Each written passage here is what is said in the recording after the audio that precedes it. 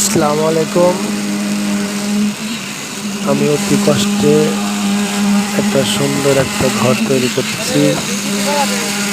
সেই ঘরে আজকে ইনশাল্লাহ ছাদ ঢালাই কাজ চলতেছে।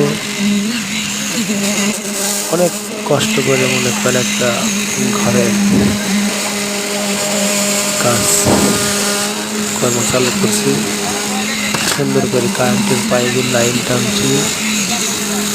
এর হেড মিস্ত্রি যে শ্রমিকেরা ইনশাল্লাহ সুন্দর করে ঢালাই মাখা মেশিন দিয়ে সুন্দর করে মিক্সার করে এর হেড মিস্ত্রি দ্বারা আছে।